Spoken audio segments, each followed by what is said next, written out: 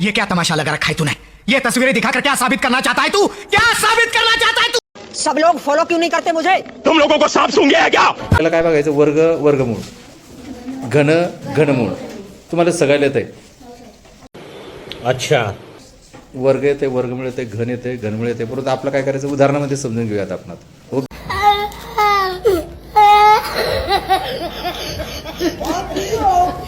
काय बघायचं आपण?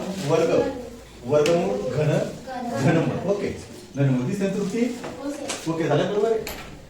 चला, आता वर्ग म्हटल्यानंतर काय आलं? वर्ग म्हटल्यानंतर आपला वर्ग नाही, क्लास म्हणजे वर्ग नाही आपला. ठीक आहे, असं आपलं गणित दिलेलं असते.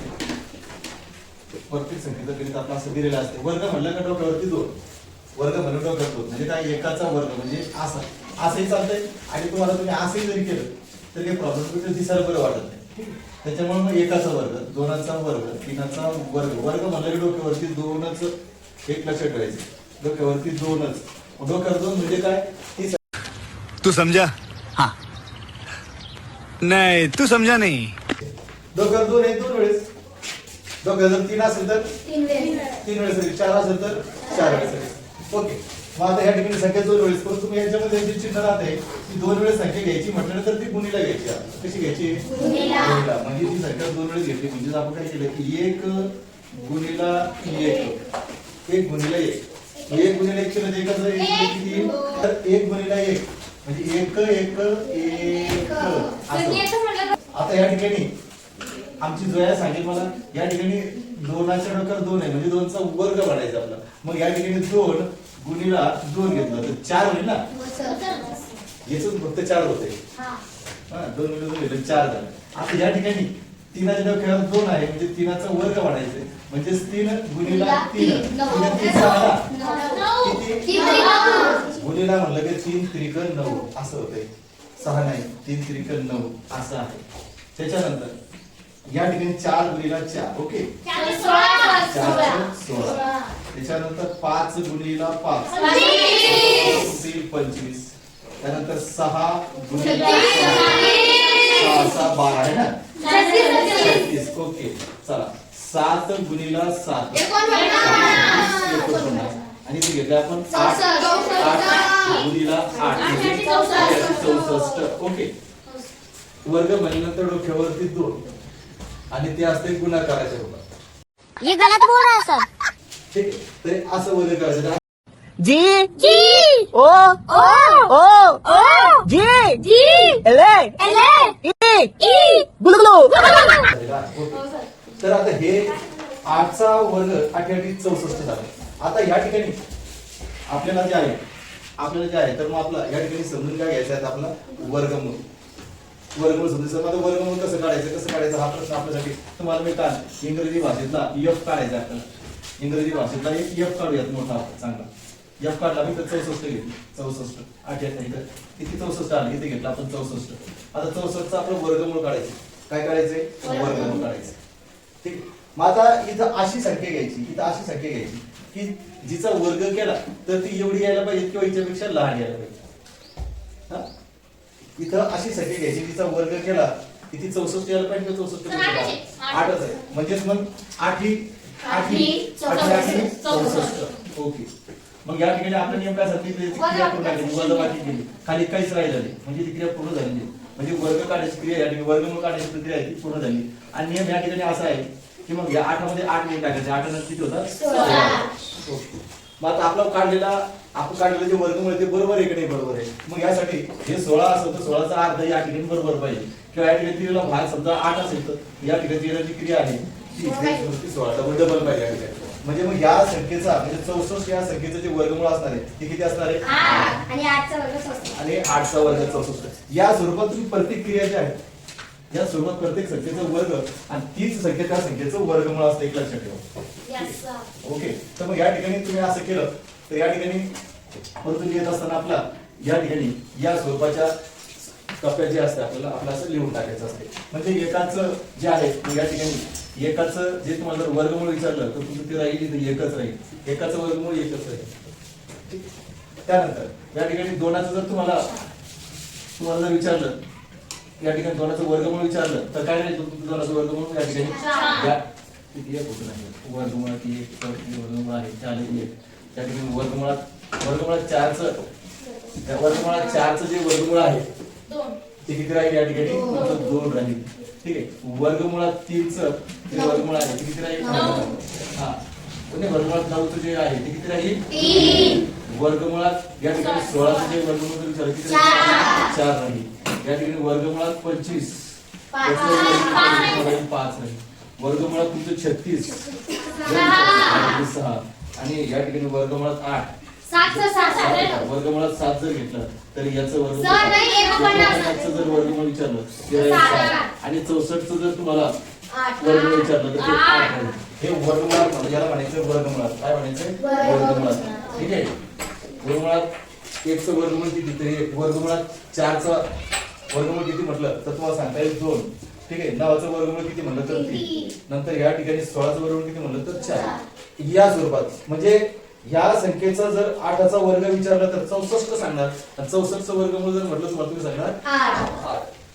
ओके. तो त्याचा वर्ग ते त्याचं वर्ग वर्गमूळ अशी प्रक्रिया आहे. एक लक्षात ठेवा. या ठिकाणी आता घन घनाला बघतोय आपण. घन म्हणजे 3 घन म्हणजे 3 व्हेरी गुड. म्हणजे एकाच्या डोक्यात 3 टाकलं एकाचा घन 2चा घन 3चा घन 4चा घन 5चा घन 6चा घन. ठीक आहे. घन घन घन घन. ठीक आहे. 3 आता 3 मांडलं म्हणजे या ठिकाणी काय झाले की हा एक किती वेळेला आजची आमची जय सांगा 1 गुणिला 1 गुणिला 1 बरोबर किती आले ये गलत बोल रहा है सर. जया एकच आहे आपल्याकडे. किती आले जयची झोप झालेली नाहीये तर जयाचं म्हणणं 3 आहे कारण तिची बेरीज केली 1 1 1 1 1 1. Very good. आता जयाच्या बाजूला कोण बसलेली आहे राणी बसलेली.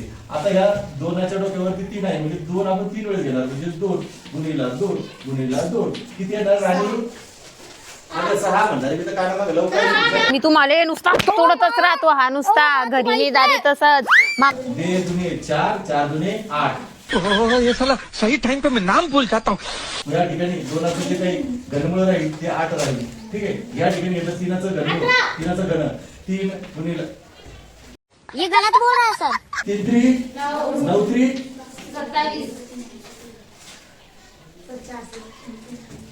4 4चं घन म्हणजे 4 गुणिला 4 गुणिला 4 4 चे 16 16 64.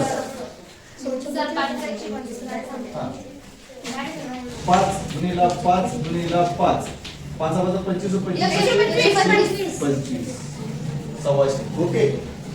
आता या ठिकाणी 6चा घन म्हणजे 6 गुणिला 6 गुणिला 6 36 का 216 का 216. ओके. 7चं घन 7 गुणिला 7 गुणिला 7 7 7 49 49 7 343. Very good. त्याच्यानंतर 8चा घन म्हणजे 8 गुणिला 8 गुणिला 8 8 8 64 64 8 512.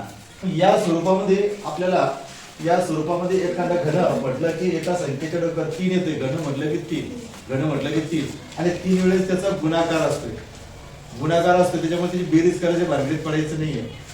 म्हणजे 1 1 1 1 1 1 म्हणजे 1 आलं. आता या ठिकाणी 2 दुने 4 आणि 4 दुने 8 हे असं येते. गणिताकडे बघत चालत.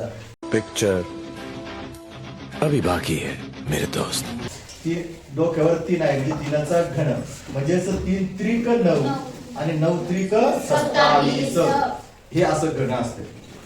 या स्वरूपामध्ये आपण 4चा केला 4 चे 16 16 64 असं केलंय. मग या ठिकाणी वर्ग म्हटलं की डोक्यावर 2. ठीक आहे. आणि त्यानंतर वर्गमूळ म्हटल्यानंतर ह्या स्वरूपामध्ये आपण बघितलंय. त्यानंतर घन म्हटलं की डोक्यावर 3 आणि घनाची प्रक्रिया आपण अशी बघितली. आता 3च्या पुढे गेल्यानंतर जे काही येईल त्या ठिकाणी 3च्या पुढे काही गेलं तर मग येऊन जातो काय येऊन जातो घात. काय तो घात येतो. तू माझा घात केला असं नाही तर तो घात वेगळा. घात म्हणल्यानंतर या ठिकाणी असं जर म्हणलं 3च्या पुढे गेलं म्हणजे 3च्या पुढे 4 एकाचा 4 वेळेस घात.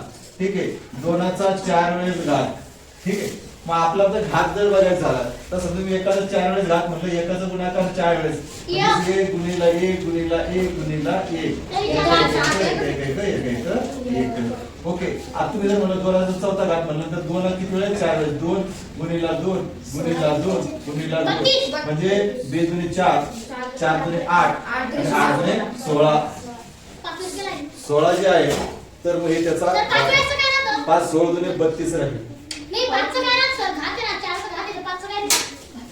या ठिकाणी 2चा या ठिकाणी 5वा घात टाकला ठीक आहे. तर मग या ठिकाणी म्हणजे तुम्हाला कळतंय का 3 संख्येच्या पुढे गेलं की तो घात चौथा असेल 5वा असेल 6वा असेल 7वा असेल तुम्हाला जेवढा घात घ्यायचा तेवढा घात तुम्ही 1000 घ्या लाख घ्या कोटी घ्या तेवढे फक्त गुणाकार तुम्हाला करावे लागतील. ओके 12 महिन्याच्या कसं घालायचं 5चा काय असेल नाही 5चा 3च्या पुढे गेल्यानंतर लक्ष देत नाही आपण 3च्या पुढे गेलं की घात म्हणजे 4 5 6 7 8 मग तुम्हाला लाखोपर्यंत काही संख्या असेल त्याला घात असं म्हणायचं.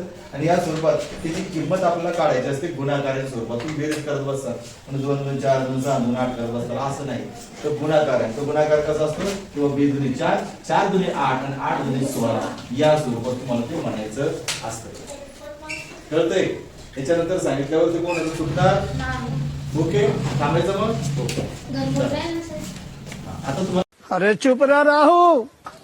हम स्कूल नहीं जाएंगे मास्टर लोग पगला गया है और कह रहा था कि धरती सूर्य के चारों ओर घूमती है इस कारण सूर्य ग्रहण लगता है और तो और कह रहा था कि धरती आकाश में लटका हुआ है.